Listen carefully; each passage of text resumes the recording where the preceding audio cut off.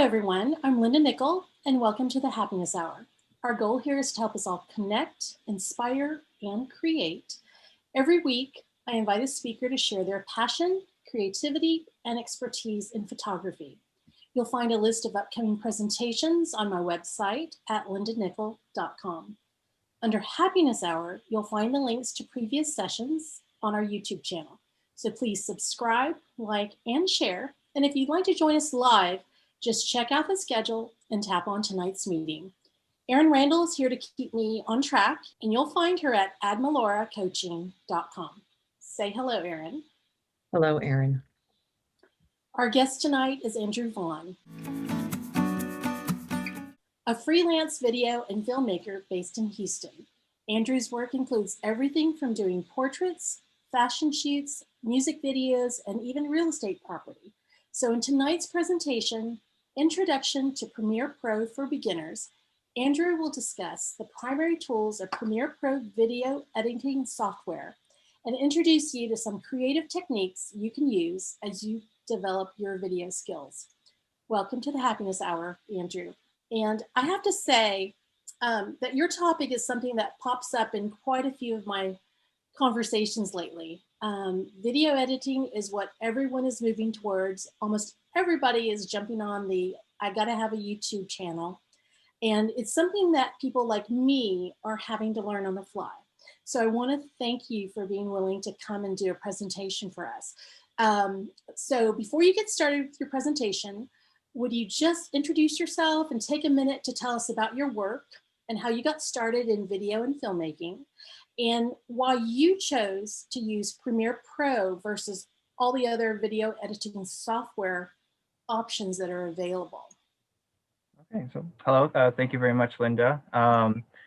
I've been using Premiere since January of 2018. Before that, I used Windows Movie Maker, and I got interested in film in high school, mainly because I am very into history, and I get very concerned with losing memories or losing records of things. You can find, I have notes from when I was 7 years old of recording events such as hurricanes, and video is an extension of that. And I primarily do what you said. I do music videos, I do portraits. My favorite type of photography is long exposure photography because I find it very challenging.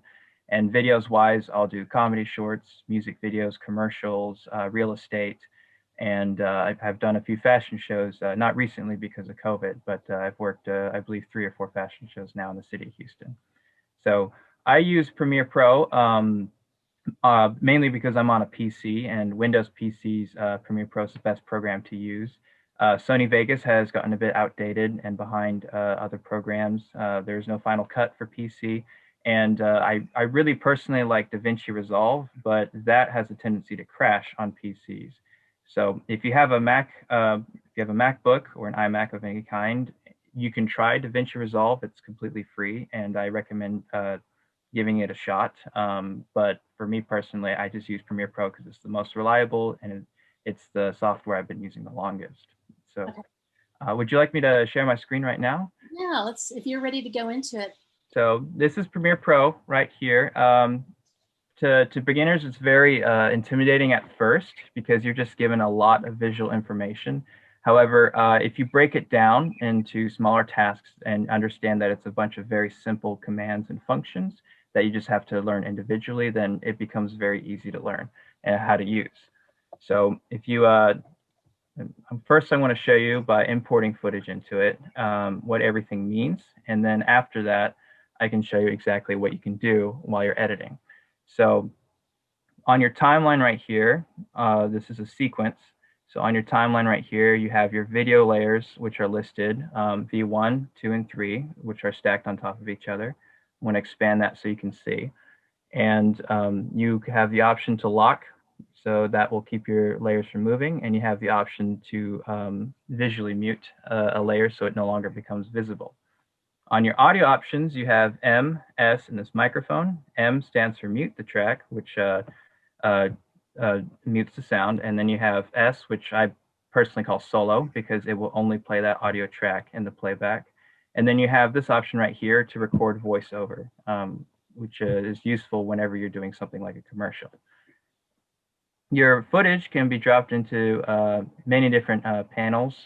I usually will drop it straight into a timeline, but you can search for it here. And every time you click on a video right here, the effect controls will show up in this corner right here. So every video is treated basically the same.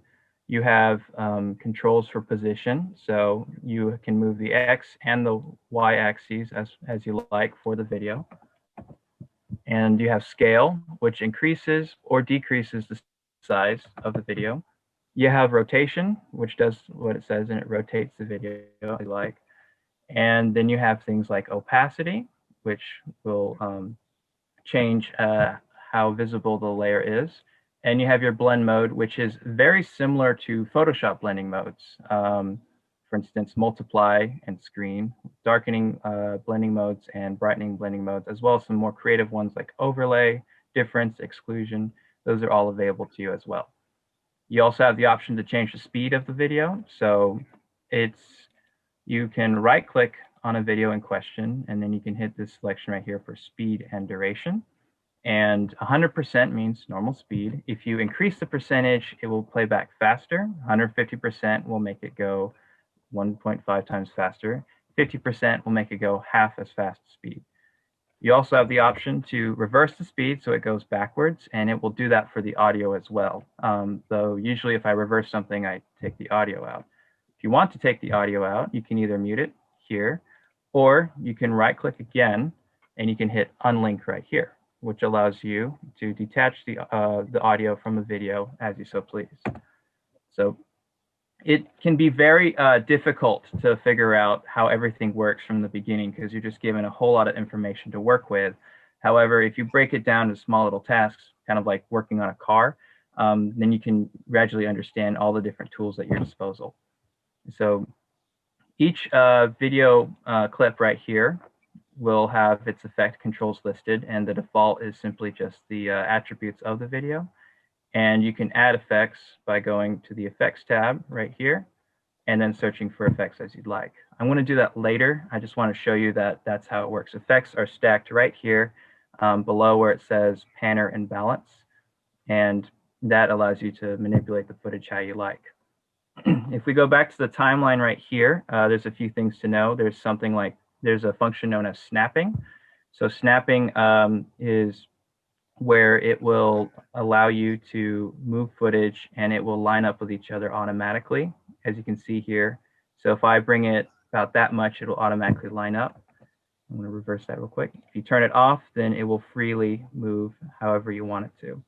So the other option of, let's see, you have insert and overwrite sequences. I don't usually use that very much, but you also have several tools right here listed. The most common one that you're going to use is the razor tool, and the razor tool simply just splits the footage. So hit the razor tool on a clip, it splits the clip into two separate ones. That by far is the most commonly used tool in Adobe Premiere. It's just your split tool, that's all you do. It's called the razor. Footage and timelines will have this green bar right here, or it's green if it's rendered and it's smooth, it's yellow if it's tentative, and it's red if it's going to have slow playback. So if you ever, when you see this bar right here, it's trying to tell you that the footage is either is going to be very difficult to load, or it's just going to play normally, as you can see here. And I'm going to mute my audio because I'm going to just be using the video portions of this footage right here. If you ever are working with something like 4K footage or even 8K footage, and your computer is having trouble playing it back in the timeline, you have multiple options at your disposal to make it a little bit easier. Since this is on my laptop, which I used to edit a lot a few years ago, what I'll often do is I'll go right here where it says full, this tab right here, and that changes your playback resolution. You have options to go to half resolution, and you can even go quarter resolution, and on 4K or 8K footage, you can go to 1/8 resolution. And it will compress the footage in the playback right here to where it is lower quality than full resolution, but it is easier for you to play. And that's very helpful if you're on a slower computer and you're trying to get your footage to play. You also have the option to render. So you can go to sequence right here, and you can hit render into out, render selection, or render effects. And what it will do is it'll take all the footage that you select or in your timeline, and it'll create a compressed video, which will be easier for you to play and see so that you can edit it with more control. And then finally, if your footage is rendered, it's at 1/4 resolution, and it's still playing a little bit slowly, you can hit this wrench right here, and there's a function called high quality playback. You can disable that, and that can make it even more smooth as well. So that's kind of the ins and outs little tricks if you have a slower computer on how to edit footage, especially if it's very high resolution, without having to have it as smooth as possible. So the footage is kept in timelines right here, and they're also called sequences. They were previously called timelines, but now they're called sequences. And you can select them from your project file. So if you see these, this symbol right here, which means sequence, then you have symbols for video and audio clips. A timeline is, I'll often have one timeline with just my raw footage in it. So this is an example video I made yesterday. So I'm going to have all my footage here. And if I want to edit into a cut, what I'll do is I'll hit Control N, and I'll create a new sequence. And I usually do something like cut 1. I'll hit OK. And it'll create a whole new timeline for me. Then I'll take the first clip that I want, drag it into the second sequence, and then drop it here. Usually I'm hit with a change sequence settings, because it wants me to know, do I want the sequence settings to be the same as the video clip that I'm dragging into it? I usually hit yes. So sequence settings can be found under the sequence tab right here. So you go to sequence, sequence settings, and this is for whatever your footage is. So if you're shooting in 1080p, this footage is at 60 frames per second. You can change that. 1080p, 59.97 frames per second. This is useful if you have some video that's 24, or if you have some video that's 30, and it's important to match that to whatever video you're working with in order to get the most out of the footage that you have. So I'm going to close that right now because that's not really useful. This is the video I have so far. So as we play through it, I have a video of myself walking through a park and having a good time, followed by a video of myself, again, walking through the park and seeing someone who looks a little bit suspicious. It's a bit laggy, pardon me for that. And then I have footage of myself running through the park from this stranger in a state of panic. And so it's just a nice little example. And then finally, I have footage of myself running again from this person in an increasingly state of panic. Let's see if it can play. It's a bit laggy. I apologize for that. And so through the ramp right here. So if I want to create a cut from this, what I'll usually do is I'll keep all the raw footage here, but I'll drag the first clip I want into this timeline right here.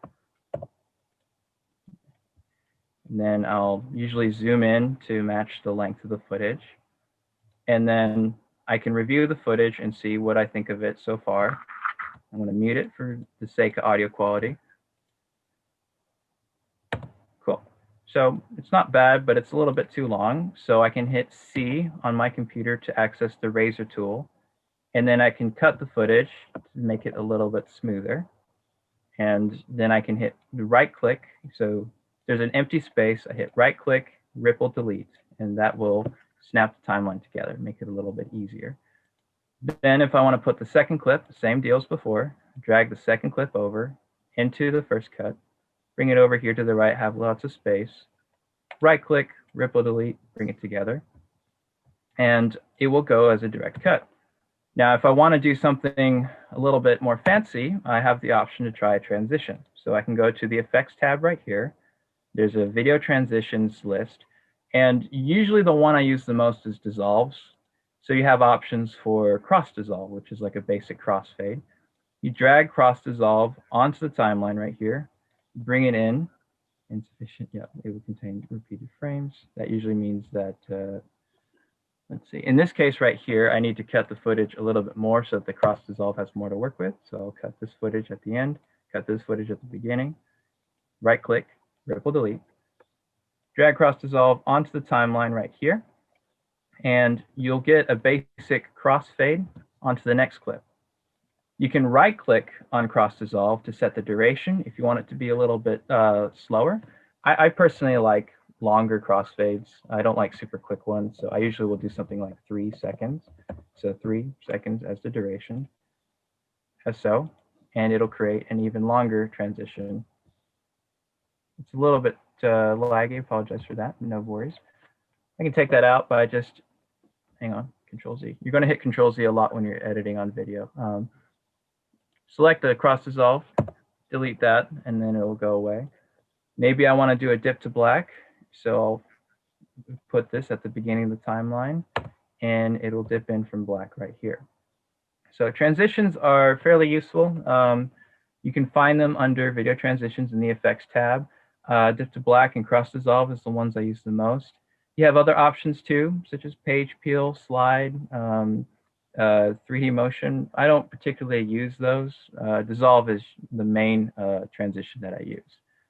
So if I have these two clips right here, and I want to put the audio as being a little bit more flowing, because in this case, the audio cuts immediately with the video. It's often good when you're editing video to have the audio of the next clip proceed before the cut. So before I cut video footage to this clip right here, what I can do is I can unlink the audio from the video, and I can drag just the video tab just a little bit more to the right here, so that the audio precedes the video, and then I can select the two, and then I can move it over the timeline right here, and then enable snapping just to make that a little bit easier. So that is known as a J cut.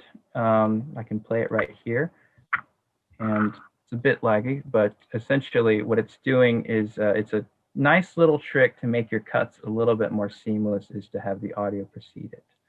And that can go a long way. So if you're doing a lot of footage, or if you're working with something like documentaries or nature videos, it can be a nice touch in order to make your video a little bit more immersive. So if I go back to my original timeline where I have my raw footage right here, I can take the next clip, I can drag it in as such, and I can place it right here to the right. And what if I want this chase video to be a little bit faster? So I'll just right click, go to speed duration, make it 180%. And now, because I changed the speed and duration, we get this red bar right here, which usually happens when you apply an effect to video footage. So this is the program telling you, hey, this is going to be really hard to load. So I'll go right here up to sequence, and I'll hit render selection, and it's going to hit me with a rendering file, and it's telling me I'm doing this frame by frame. And once this is done, it'll be ready to view. So rendering takes up a lot of time usually, but it allows you to see what you have in your timeline, and allows you to get a more seamless edit. So just give it a few seconds once this finishes, and then we can review it. Andrew, can you move up to your microphone, because you trailed off on that last thing that you said. Okay, yeah, I was just saying rendering takes a few minutes. You usually have to take breaks or just wait for it to finish. Yeah, so I've increased the speed of this clip to make my running look a lot faster. And now that it's rendered, this is what it looks like. It's a little bit laggy, but no big deal. Now, there's other things I can do to make this scene even more intense than how you see it. So I can go into effects. Maybe I want it to look blurry, kind of like in Saving Private Ryan. So I can look at blur. We have camera blur, Gaussian blur. Gaussian blur is really fun. So I can just drag this effect down here to the footage right here. And so here is the Gaussian blur effect right here. It's asking me how much blurriness do I want? How do I want the blur dimensions? You know, do I want to repeat the edges in case I'm mirroring anything? All those great things. So what I can do is I have this clock right here, which is for keyframes. So I can go to the beginning of the footage right here. And if I want it to be more blurry at the end than in the beginning, I can hit this right here, which creates one keyframe. And then I can go a little bit further down, hit the value, do something like, let's say 15. And no, let's go a little bit higher than that. Let's make it even more blurry. Let's try 180. Usually when I'm lower than that. Usually when I'm doing effects, I like to do like a really high number and then just kind of bring it down from there just to see how much I exactly want. So what this is doing now is that it's going to start with no blur at all. And then as it goes to the second keyframe, it's going to become even blurrier and the effect is going to it's going to become fully affected. If I want to bring it down, I can go even further down, hit the value again and go 0. So now it's not blurry at all. So it goes linearly from 0 to 48 back to 0 again. And keyframes are really useful for when you're trying to time effects to certain to certain footage. And once again, once I put the effect on there, it needs to be rendered again. So as you can see, it can become a fairly redundant process. But I'm just going to take that off, and now the footage is usable again. So going back. Let me ask a quick question, because Yeah. I was kind of wondering, and now Gil is asking, do you use your cell phone for most of your video recording, or are you using your For this particular video, this is done on my phone because iPhones are very easy to record with. They're very accessible. I will use a variety of cameras, but it's not a huge deal. I think the camera I used the most before COVID was the Sony A7 III. That was very popular with people at events and weddings. But I'll work with Canon cameras. Blackmagic Pocket Cinema is a very popular camera for broke filmmakers, and there's other cameras as well. But if I'm recording something very simple like talking head, I'll usually just use my iPhone. But if I want to do something a little bit more intentional, then I'll usually use a Canon DSLR, like a T3i or a T6i. Those are great cameras for filming on. So, do you ever mix in some camera phone footage with your regular camera? yeah, yeah, you can mix camera footage with different cameras all the time. The most common one is switching between a DSLR and a drone. I don't have it on this computer, but I do have a project I'm working on. It's a sports parody, and I wanted some slow motion replays. So what I did was I recorded DSLR footage in 30 FPS, and then I recorded my iPhone on the slow motion setting for 240 FPS. And they have the same color balance, the same white balance, and they have the same exposure levels, and you can cut in between them just fine. There was a boxing promo, same thing, because slow motion cameras are very expensive. It's really convenient to just pull out an iPhone and just use the slow mo setting, because you can get some really good footage just with a phone in 240 or 120 FPS. So slow motion footage is probably where I will bring out my phone the most. Okay, thank you. Yeah, sure. Any other questions? No, I don't see any, but I think you may have scared most of us.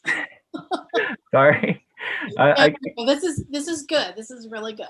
Okay. I get told by everyone from children to people my age that I can be intimidating. So I apologize for that if that's no. You're not intimidating. It's the software that is intimidating. Right. Okay. Actually, it was the guy running behind you with the mask and the machete. That was the intimidating part. That's my cousin James. He's a great guy. He's great. Joe is asking, is this a Mac or PC? But I think you said you mostly use a PC. Is yes. that right? This is a Dell laptop. I'm on Windows 10.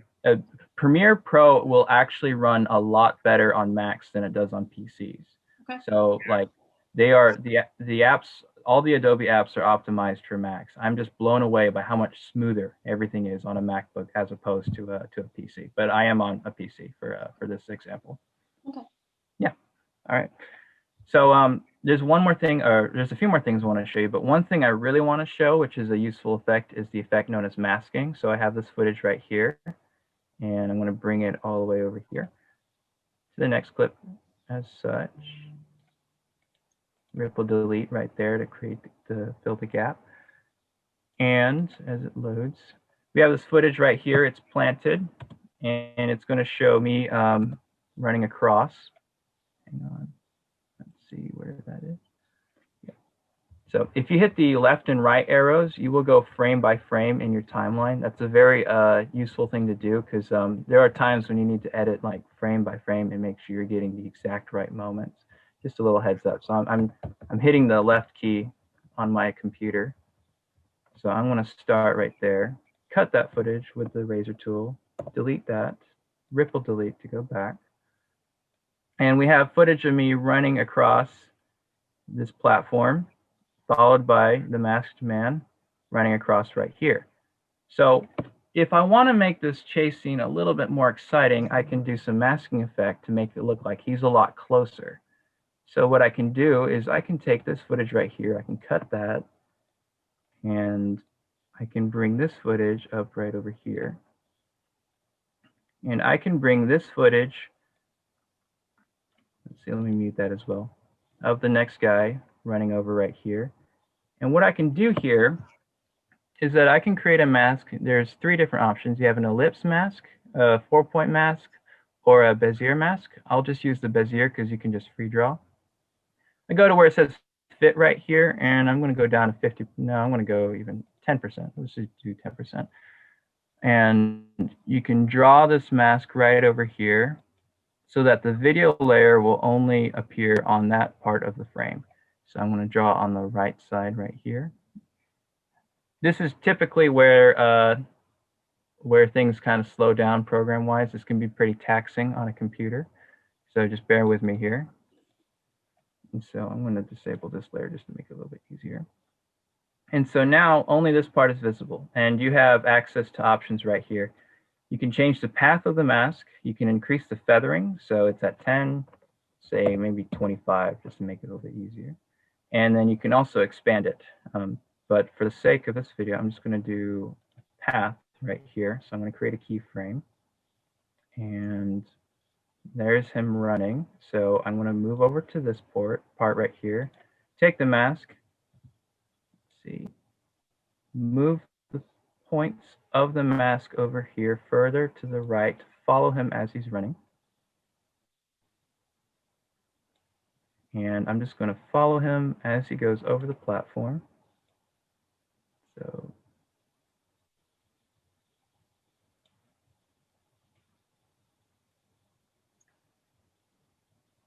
all right, move that like so.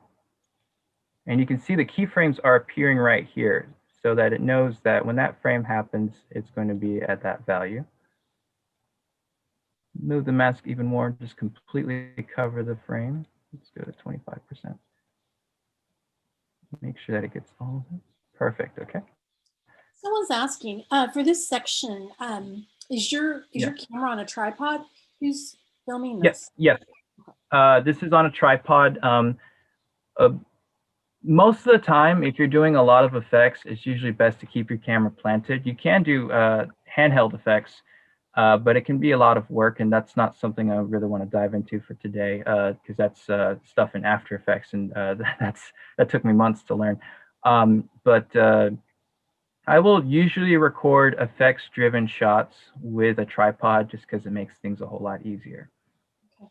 So let's see, I can cut this right here. I can cut this right here and then bring this layer back.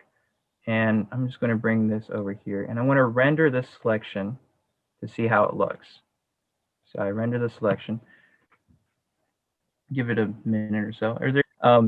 You can see right here is that the mask now has the masked man coming after me much earlier than before. So if we take the original footage and we watch that, it just shows me running by myself, with him coming much later.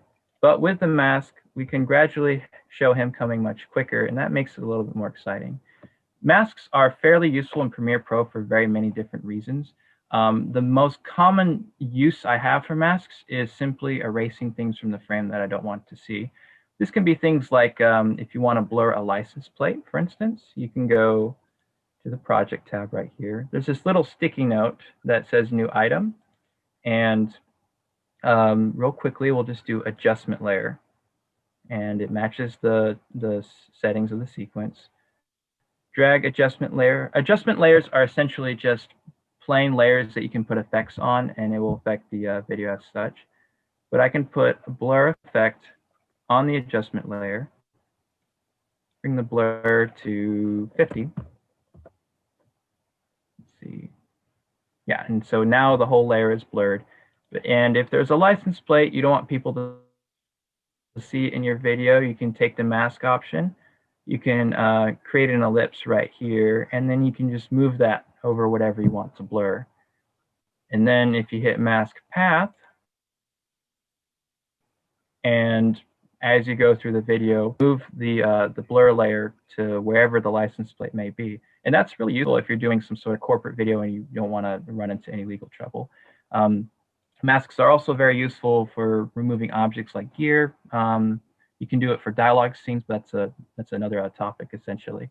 But adjustment layers, which I also want to talk about right here, are mainly where I put in the edits to the coloring and to the look of the footage.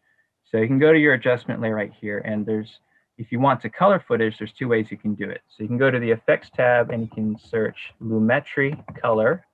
That's under the color correction effect. Or you can go to, hang on one second. You can go to the color tab under workspaces. Let's see, color. Give it a second to load. There are multiple workspaces above here. The ones I use the most are editing and graphics. Graphics is for text. I'll touch on that in a little bit. But the coloring tab right here shows you the visual information about your footage. And it also gives you this nicely, really useful tab right here with all the different sliders, kind of like in Lightroom Classic or in Photoshop. And what it's telling me right here is that this is very nicely exposed, but it's a bit unsaturated. And if you want to change the temperature, just go to this tab right here. Make sure you're selecting the adjustment layer. You don't want to select the video footage itself, because the time it will take to render that is much longer than to just render an adjustment layer. And say I want it to be colder, I can hit the temperature and bring the value down by -44. Give it a nice little horror film look. Give it a second to load. Right there. So now it's a little bit colder. Feel even colder if I want to. There's other options as well, such as curves effect or the creative. Creative allows you to adjust the sharpening, vibrance, saturation, and the curves effect allows you to adjust shadows and highlights and that sort of thing. So let me just give you an example right there. Raising the shadows a little bit and dropping the highlights. So I'm going to disable this right here, but the coloring tab is really useful for when you're making projects at the beginning, or when you're making videos, excuse me, at the beginning, and you might notice that your white balance might be off in one video clip versus another. That happens a lot when you're recording indoors. For instance, I have two different color temperature lights on me right now. This one is very cold. The one above me, my ceiling fan, is a bit warmer.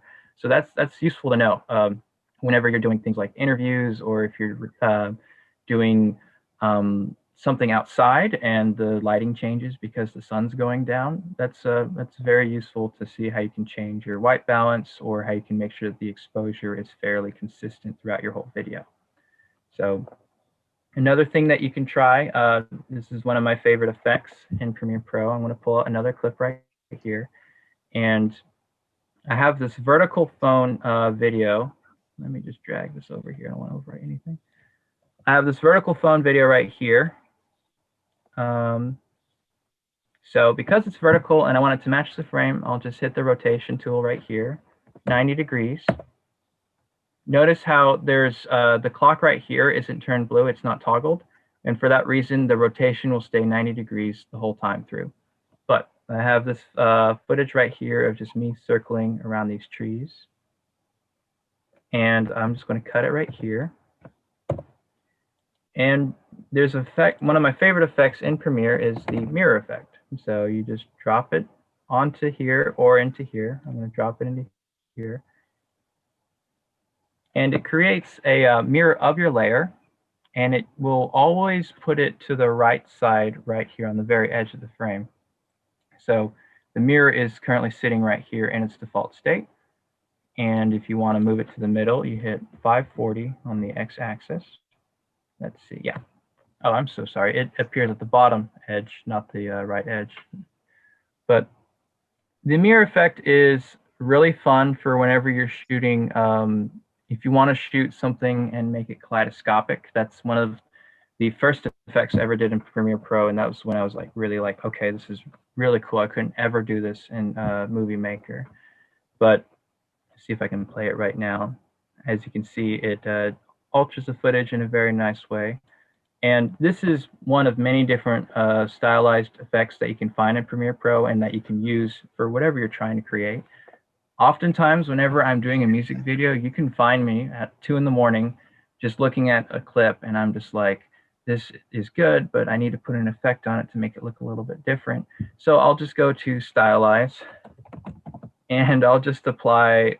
I want to take mirror off of this just so that we're back to the original footage. But I'll just go under Stylize and be like, okay, let's try Find Edges. Let's see how Find Edges looks on this. And it's just going to completely invert. And so you can take that off. And then you can try other effects as well, such as Posterize. And you can try that. Make it look really glitchy and different and everything. And it's fun to explore these effects when you're in Premiere, just to kind of get a handle on like what tools you have at your disposal. And you can always Google and ask like people on the internet. There's tons and tons of forums on Reddit, on Creative Cow, and there's videos on YouTube where you can ask like, how do I create fire, or how do I avoid this problem where this transition doesn't work. There's a million different like things that you can look up on the internet, and I do that all the time. And try other things like texturize or threshold. Those are really fun to work with whenever you're trying to create something unique and interesting. So that's essentially the basics. But another thing which is very important when you're creating videos is that once you have everything all together, you need to export it. So okay, before you export, I have a question. Yes, go ahead. So if you can you add music here? Oh yes, absolutely, yes. I want to pull something from my library. Let's see what we have in my downloads. And can you make a recommendation of where people can find free music, royalty free?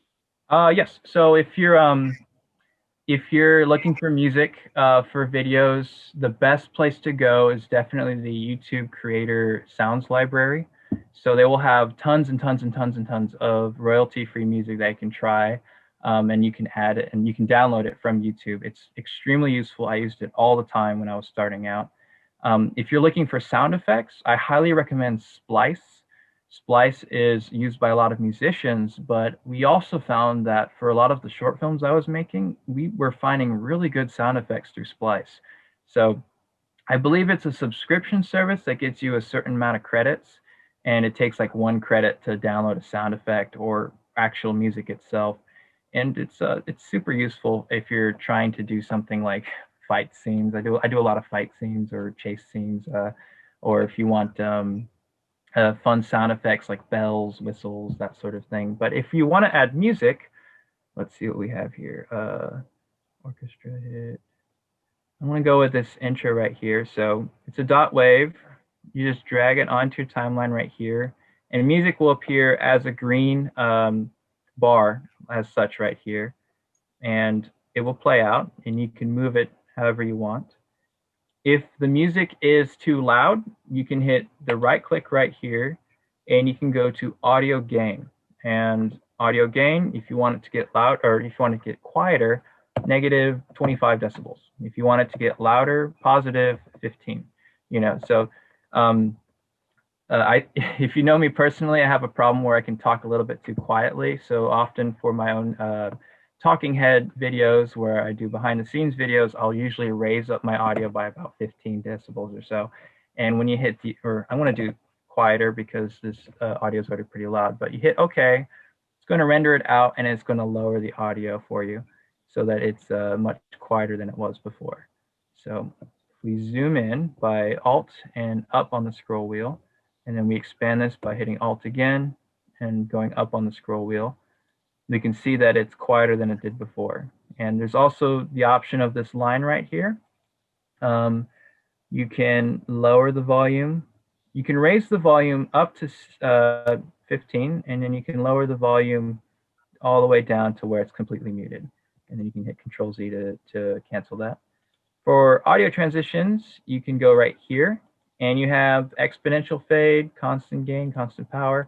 Exponential fade is the transition I use the most, so it will go from mute linearly to the regular volume. And usually I like to fade in audio, so I'll give it a duration of maybe 5 seconds, and it'll gradually come in through the span of 5 seconds as the video continues. So that's how I work with music and sounds and all that. It generally is fairly intuitive, and that's really how it works. Were there any other questions? I don't see any other questions. I'm not sure if most people, I should have asked people before we started how many people are already using Premiere Pro, and then how many people like myself are already like glazed over, because there was a lot of buttons you went through. So Yeah. the learning curve is pretty high for me. Yes, yes. So. I do want to go over exporting real quickly. Sure. Though. So this is another problem that a lot of new people, when it comes to using beginners, when it comes to using Premiere Pro, run into, is that it's actually not very intuitive to export video from Premiere Pro. So there are two ways you can do this. Once your project is finished and you feel comfortable with it, you can go up to File on the top right here, and you can hit Export. And then you can hit Export Media right here. And you can export directly from Premiere Pro.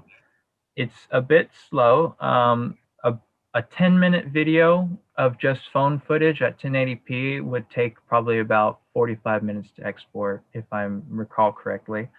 But it will pull up this page right here, and it's asking you what format do you want, what preset do you want. This can be very daunting to people who aren't used to it. But usually you want to export to H.264. And for the sake of understanding, consider H.264 like JPEG of video. It's standard video, easy to load on any type of device. And that's usually where I'll export my video to, is H.264. So give it a second to correct itself. There you go. And MP4 is also kind of like the JPEG of video. It's like the universal format. Almost every device uses MP4. It'll ask you if you want to match the source at the high bit rate. That means, do we want to try to export it at the highest possible resolution that we can? And that's pretty commonly used. If I want to post something to Instagram, however, I'll usually try something like Facebook 720p. Or high quality 720p, because Instagram has issues if you try to upload something that's in 1080p or higher. I've run into that issue before. So match source high bit rate is what I use for YouTube usually, because it will export it at the highest possible resolution. And then it'll ask you things like, what do you want the resolution to be? This is a 1080p video. I want it to be 1080p, so it's going to stay at 1080p. So you can hit match source to do that. What frame rate do you want? Do you want it in 60 FPS? Do you want it in 24 so it looks more like film? Do you want it in 30 so it looks more like TV? That's an option you have right here. So I can uncheck this right here and decide what frame rate I want.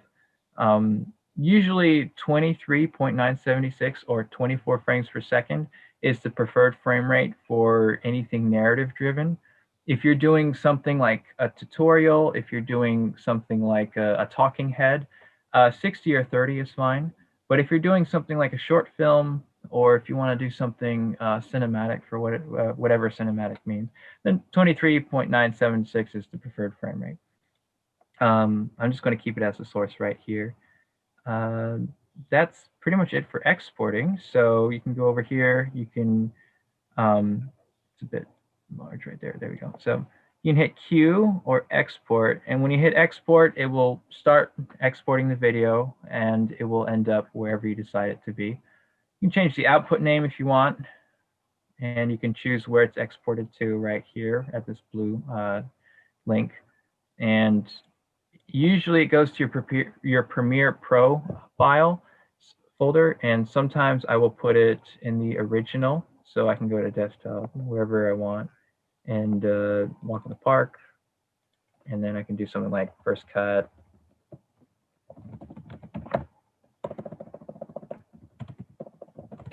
No issue there. And it will do it like so. And then you can do export from there. The second way to export from Premiere Pro, which I do more often, I'm not particularly sure why it's this way, but you can do it from Adobe Media Encoder. And what you do is you save your project. So yeah, you save your project, and then you open up Adobe Media Encoder, which comes with your Adobe Creative Cloud subscription. And once Media Encoder is open, you drop the project file into there, and it will ask you which sequence do you want to render. And you can say, I want to render the sequence titled Cut 1, and then it will do the same list of settings that you saw on Premiere, and then it will start exporting it. So it is, to the beginner, it is not very intuitive, but that's how Adobe does exporting video from Premiere Pro. And Media Encoder is considered a more reliable way of exporting video than from exporting directly from Premiere itself. So that's something that took me about 3 months to learn on my own from using Premiere until my friend told me, which I thought was pretty funny. But yeah, that's how you do exporting for video whenever it's done. I don't see any questions in there because Yeah. I will tell you this. There was a comment earlier, and I think it was my friend Lynn that said she's probably going to watch it again. Yeah. And maybe again, and then maybe again. So there is one question. Alden wants to know, is there an easy way to change the format of your video to a vertical phone format, either in duplicate timeline or at render time? Okay, so if I have this footage right here, which is in 16:9, and I want to make something for IGTV, which is 9:16, what I'll usually do is I'll go to my project file right here. I'll look for the Cut 1 sequence item right here, right-click on it, and then I'll look for the duplicate option. Give it a second, it's a bit of a lag, yeah. Duplicate the timeline. I will rename it just so that I know which one it is. And I'll just do phone cut 1. So I'll just do phone cut 1 right there. Search for it, phone cut. And it's going to open as its own separate timeline right here. Give it a second. So now we have the same one as before. And I want to make it I want to make it vertical. So what I'll do is I'll go to sequence settings right here. I'll go to the option for the frame size right here, and I'll just enter the values, the opposite values. So 1080 by 1920, and it will lock it at 9:16. Hit OK on that. I understand, yep. And now we have a vertical video right here. You have options to change the scaling. For instance, you can right-click on footage right here, and you have two options right here, scale to frame size and set to frame size. Usually I'll do set to frame size, and it will not change the footage whatsoever except for the effects right here. If you do right here, let's see, scale to frame size. If you do scale to frame size, now it changes the video itself, but it also can affect the resolution of it. So usually I will do set to frame size. I'll disable that real quickly, set to frame size, and it will keep its resolution. And I can just max it out right here. Let's do 180 as a value. And that can allow you to change a video to a vertical format, and you can insert other footage as well. So does that answer your question? Let's see, it'll take a second for him to reply. He says, yeah, brilliant. So thumbs up for that one. Thank you again, Andrew, for doing this for our group. You can find him at ahvideography.com and on Instagram at ahvideo. Tomorrow night, Thursday, January 14th at 7 p.m., as a bonus session, I'm going to introduce you to novelist Jo Cassie McRae, who will talk about how a photograph inspired her to pen her first cozy mystery, The Lightcatcher Murders.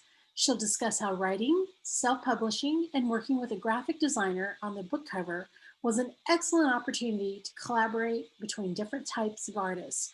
Until next time, go out and create something beautiful. And I hope that we see you again soon.